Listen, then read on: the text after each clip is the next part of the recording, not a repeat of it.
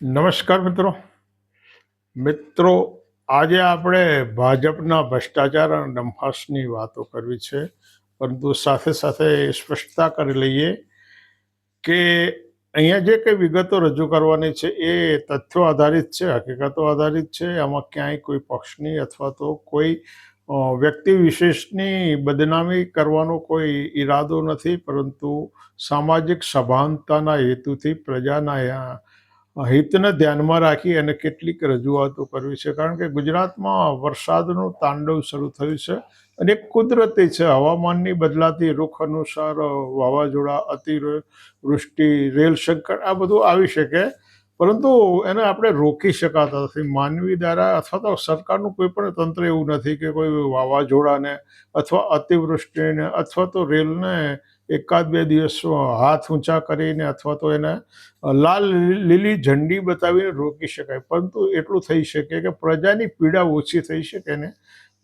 એવા પ્રયાસો કરી શકાય. પરંતુ અહીં તો ભાજપના લોકો છે ડંફાસો મારવામાંથી ઊંચા નથી આવતા. શું છે? જુદી જુદી ડંફાસો મારવામાં નથી આવતા. ગુજરાતની સ્થાપના દિને ગુજરાતના મુખ્યમંત્રીએ એવું વિધાન કર્યું કે વિશ્વ આખું ગુજરાતના વિકાસ મોડલથી પ્રભાવિત થઈ અને ગુજરાત તરફ આકર્ષાયું છે. હવે આ જ રોજ જ આપણે આજે વાત કરીએ છીએ 25 જુલાઈ 2026ના રોજ જે વિડીયો વાયરલ થયો છે એમાં ગુજરાતના મુખ્યમંત્રી ભૂપેન્દ્ર પટેલ એમના પોતાના મત વિસ્તારની અંદર એમના પેલા સુરક્ષા કર્મચારીઓ અને બીજા અધિકારીઓ સાથે એક ટોળું લઈ અને 2-2.5 ફૂટ પાણીની અંદર ચાલી રહ્યા છે. ભાજપની જો આઈટી સેલ છે ને એ હરીફોને પાડી દેવા માટે કરોડો રૂપિયા ખર્ચી અને સોશિયલ મીડિયાની અંદર જાત જાતના દાવાઓ કરતા હોય છે. તો આજે આ બધા હરીફો આ વિડીયો જોઈ રહ્યા હશે કે નહીં, અને આખું વિશ્વ આ વિડીયો નહીં જોતું હોય. આખું વિશ્વ આ વિડીયો જોતું હશે ને, વિશ્વ એ જોશે કે ગુજરાતે શું વિકાસ કર્યો, પણ વિશ્વ એ નહીં જોયું કે ગુજરાતના મુખ્યમંત્રી પોતાના મત વિસ્તારની અંદર પાણીની સમસ્યાનો નિકાલ નથી કરી શકતા. તો એ કેવું વિકાસ મોડેલ છે? અને આ શરમજનક ઘટના નથી, પરંતુ એમાં સવાલ એ થાય કે શરમ હોય ને એના માટે આ શરમ છે. એટલે સમગ્ર ગુજરાતની અંદર આ સ્થિતિ છે. તમામ અમદાવાદ સિટીની તમામ સોસાયટીઓ, પોળીઓની અંદર અતિ દારૂણ પરિસ્થિતિ છે. સોસાયટીઓની અંદર ઘરોને, રહેણાંકના ઘરોની અંદર ફૂટ 2-2 ફૂટ પાણી ભરાયા છે.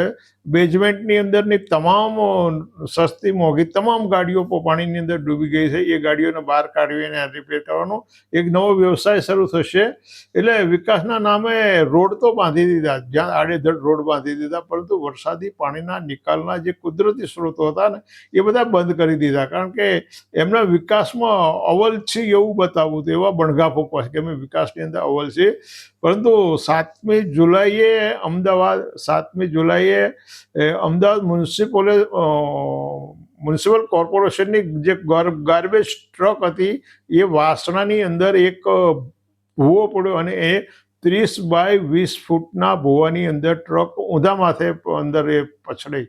તો વિચાર કરો, વાસણાની અંદર આ 7મી જુલાઈની વાત કરીએ છીએ, આખી ટ્રક જ ઊંધા માથે પછડાઈ. આ કેવો વિકાસ કહેવાય? જૂન 2025માં અમદાવાદમાં 838 ખાડાઓ, જેને ભૂવા શબ્દથી ઓળખવામાં આવે છે, એવા 838 ખાડાઓ પડ્યા.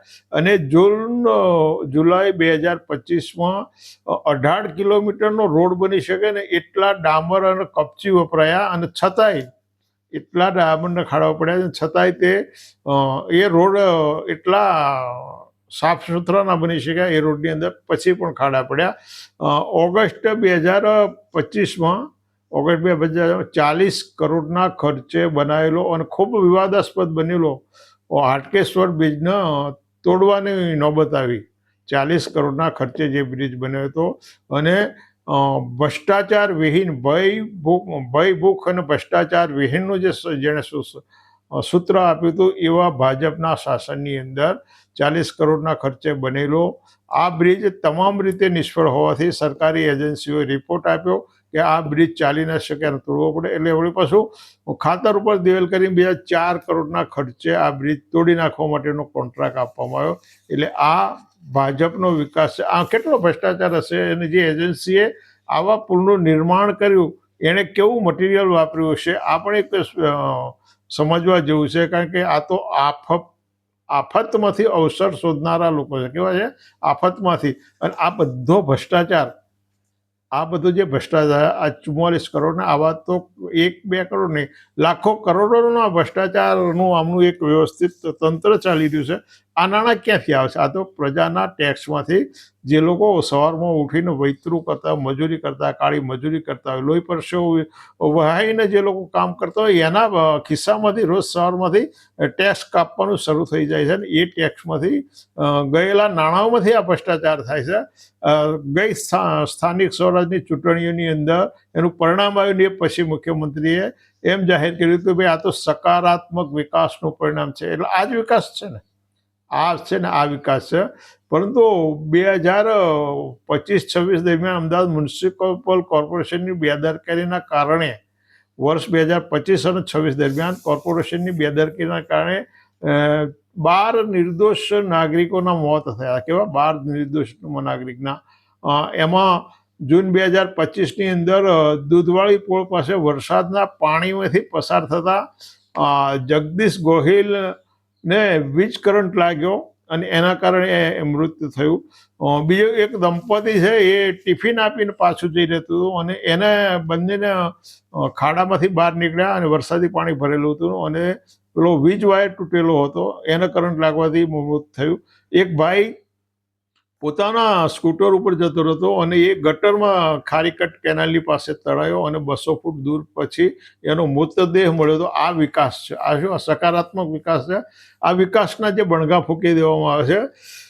વર્ષ 2019થી 2024 આમનો જે વિકાસ છે ને, એ વિકાસ ક્યાં છે જોવા જેવો છે કે 2019થી 2024 દરમિયાન 5 વર્ષના હિસાબની 483 ફાઇલો ગાયબ થઈ. અમદાવાદ મ્યુનિસિપલ કોર્પોરેશનના વર્ષ 2019થી 2024ના સમયગાળાની 483 હિસાબની ફાઇલો ગાયબ થઈ હોવાના અખબારી અહેવાલો છે. આ ફાઇલો એમ કે આરટીઆઈમાં જે માહિતી માંગવામાં આવી ને એની અંદર એવો જવાબ આપવામાં આવ્યો છે કે નહીં મળી આવેલા રેકોર્ડ તરીકે એને જાહેર કરવામાં આવ્યું. કેવું? કે આ રેકોર્ડ મળતું નથી, ઉપલબ્ધ નથી. એટલે ભાજપ તો ભ્રષ્ટાચાર અને ડંફાસો મારવામાંથી એકબીજાના પર્યાય બની રહ્યા છે. આગામી ચૂંટણીમાં વળી પાછા હવે ભૂપેન્દ્ર પટેલ એવો દાવો કરશે કે તમારા દુઃખને જોઈને હું 2-2.5 ફૂટ પાણીમાં ચાલતો હતો. કેવું? તમારા દુઃખ દર્દો જોઈ અને તમારી સાર સંભાળ લેવામાં આવ્યો હતો. કારણ કે આપણે તો આફતમાંથી અવસર પેદા કરવાનો છે. એટલે આ એક બૌદ્ધિક ભ્રષ્ટાચાર ના કહી શકાય. અને આથી વધારે બૌદ્ધિક ભ્રષ્ટાચાર હવે એવું થશે કે અમદાવાદની જે ચાલીઓ છે, પોળો છે, નાની એવી સોસાયટીઓ છે કે જ્યાં આગળ હજારો નહીં લાખો કરોડો શ્રમજીવીઓ રહી છે. એમની પોળોની અંદર એમના પીવાના પાણીની અત્યારે સમસ્યા પેદા થઈ છે. ઘણા શાકભાજી નથી મળવાનું, દૂધ નથી મળતું અને ઘણા લોકો એવા મજૂરો છે કે એના ચૂલાઓ સળગ્યા નથી. રોજે રોજ દૈનિક મજૂરી કરી અને સાંજે ચૂલા પેટવતા હોય, એના ચૂલા પેટ્યા.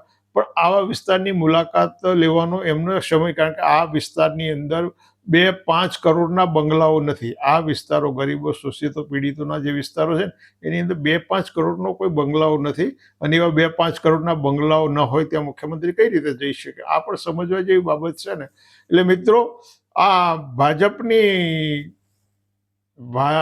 ભ્રષ્ટાચાર અને ડંફાસોની વાત એટલા માટે કરવી પડે છે કે હંમેશા એમણે એવા દાવા કર્યા છે કે હું ચોકીદાર બનીને ગાંધીનગરમાં બેઠો છું, ખાતો નથી, ખાવા નથી દેતો. આ બધું શું છે? આ સમજવા જેવું છે. અને તમને સમજાય તો સમજજો, કારણ કે તમારું ભવિષ્ય આ લોકો નક્કી કરી રહ્યા છે. તમારે ક્યાં જવું, કઈ રીતે જવું. ઘણું બધું મોડું થઈ જાય એ પહેલાં વિચારવા જેવું ને સમજવા જેવું છે. સમજો તો સારું છે અને જો વધારે સમજાય તો ચેનલને સબસ્ક્રાઈબ કરજો. ફરી મળીશું. આવજો.